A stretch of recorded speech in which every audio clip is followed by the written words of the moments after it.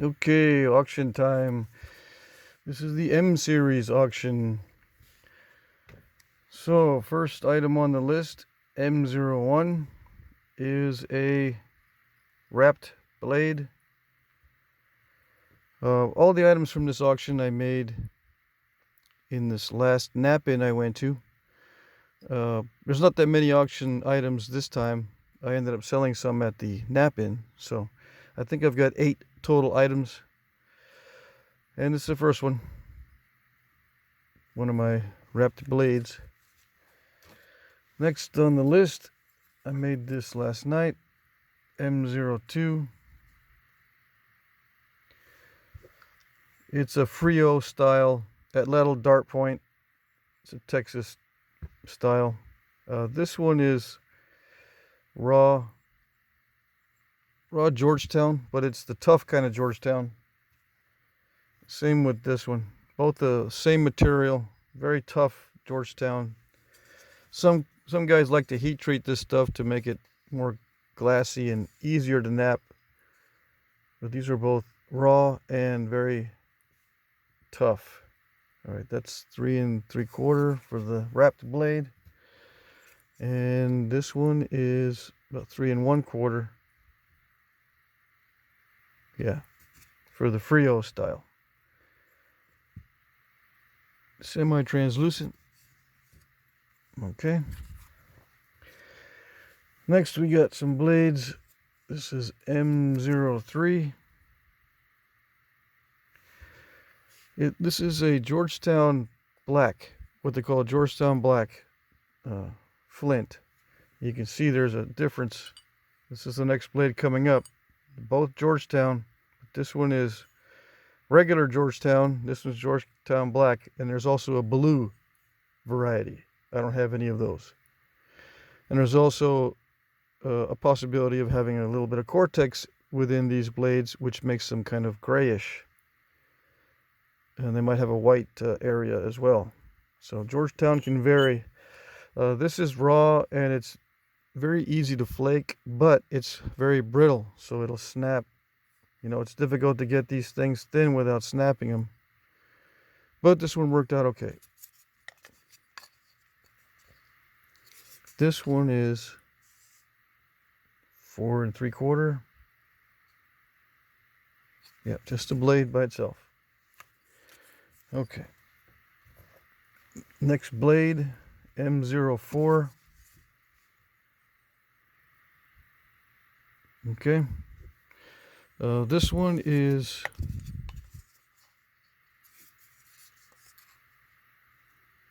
five and 7/8. Very tough, but not too bad as far as flaking characteristics.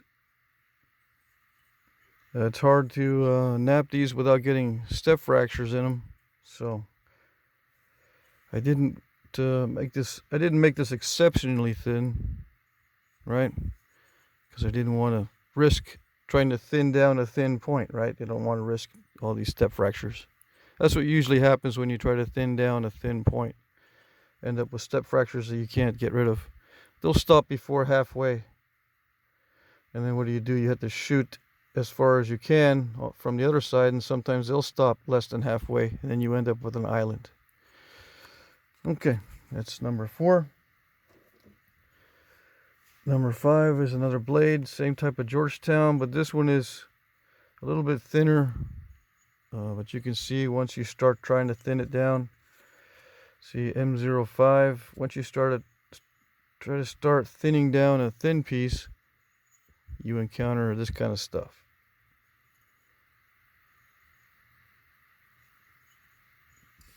This one is 5 1/2, 2 1/4.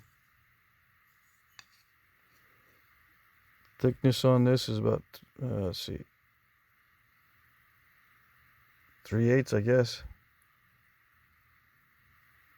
Well, let's see.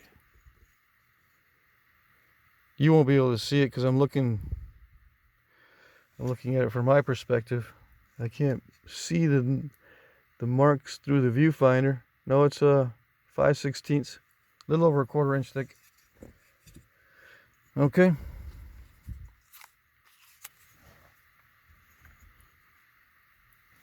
Let's see, this next one is M06.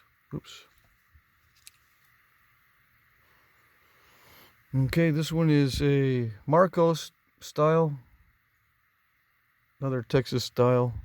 This is Georgetown also. This one's easier to flake, and it's also near the cortex, so it is a little bit higher quality, and you can see some of the gray from the cortex there. But there's no chalky exterior anywhere on that. Sometimes you'll see some chalky exterior on some of those, the real artifacts, but it's not that common. Okay.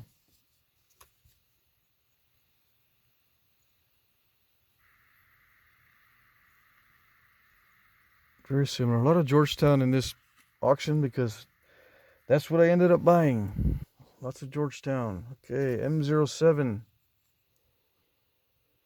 It's a bell kind of point. Yeah, I would say it was a bell. It's a Texas heat treated chert. It's kind of yellowish, kind of tannish. It's probably an amoeba chert. I don't know what the original nodule looks like. I just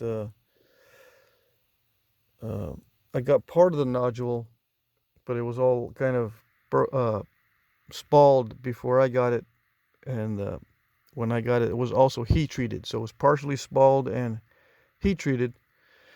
I took some flakes off. It was pretty good quality. So there you go. I'm not sure if what they call this Owl Creek tan or if it's just a regular yellowish chert, but it worked out pretty good. Okay. This one here is 2 3/4 inches long. Okay. All right. Next, the last but not least, we have a box of Brooks bifaces and flakes. Okay. M08. Only 8 items in this auction. And I'll put the timestamps. Oops.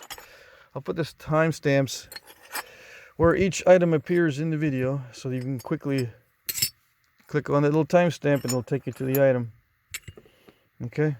These are various Texas cherts.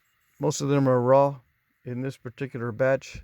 It will fit into a small flat rate priority box, and if I can cram any more into the box, I will. I'll just put more flakes in. This is a root beer chert. This is a Georgetown type flint, same as this stuff here. It gets, it gets kind of translucent the thinner it gets. Texas chert, amoeba type, I think, or a tab. Maybe it's a tabular type chert, not quite sure. Big piece of Georgetown. It's partially worked because I was going to make a point out of it. Very tough Texas chert, not heated. All of these so far look to me raw pieces so far. I got some more to show here. Little root beer flake. Another Edwards type of chert, raw. This is amoeba chert, black. It could be Owl Creek, but I don't know. It's probably just a black amoeba chert. Could be raw, but it's kind of shiny, so it might be heat treated. I don't know. I just pick up these flakes from the debitage from other nappers. This is from another napper too. This is raw chert. This is heat treated stuff, just like this bell point. Okay. It has various colors in it. There's one thin flake here and a thick clunky piece. Let's see, another piece of Georgetown, just a thin straight flake. A Georgetown biface.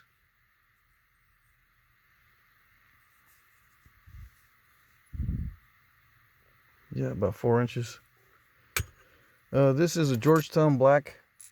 biface that I snapped at the last minute, but it not only snapped, it shattered. See that there's a missing piece. Couldn't find that missing piece. I think I was hitting on the base on that one. Popped the tip off. Another piece of Texas chert. These are all raw except for these two. These are heat treats. Everything else here is raw, including that Georgetown Black. This is a piece of root beer from the debitage pile, someone else's tip on another biface. I didn't make this one. And this is the biface on video. This particular video,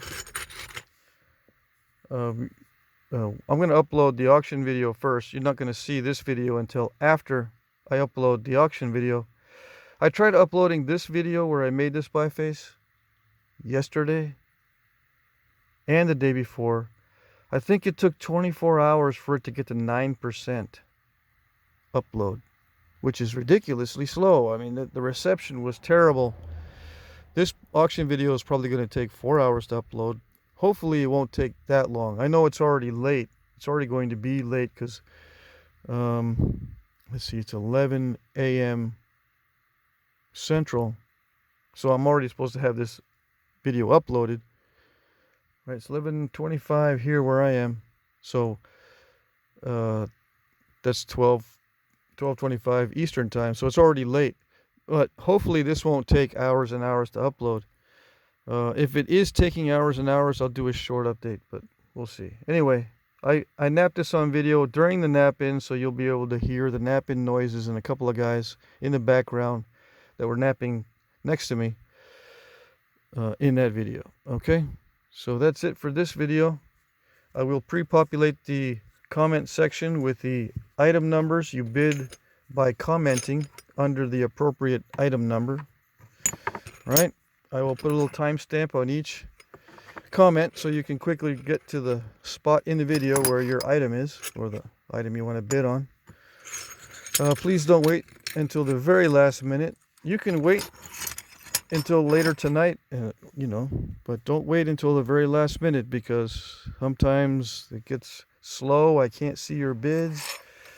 Funny things happen. YouTube time is not accurate. It's not real time. Sometimes it can be very slow in recognizing your comment, and your comment will appear to be late, but in real life, in reality, it's not. But YouTube time says it is late, so I gotta say, oops, you're too late, even though you might be the highest bidder, right? So keep that in mind. Try to bid a little bit early, or make sure you keep an eye out on all the comments up until the last minute. If that is your strategy, just make sure you pay attention, so that if I don't see your comment, I end up awarding the winning bid to somebody else, and you notice that you had bid higher, send me an email quickly so that I can see that I missed your comment, and then we'll work something out. I probably won't take away the item from the person that I said won the item. I'll just make arrangements with you to produce a duplicate or something like that. Okay? And if you want to request something that's not in the auction, just send me an email. If you have any problems at all, send me an email. And once you win an item, you must send me an email. Unless I've already done many transactions with you, you must send me an email with your information so I know who you are. Okay? All right. Good luck.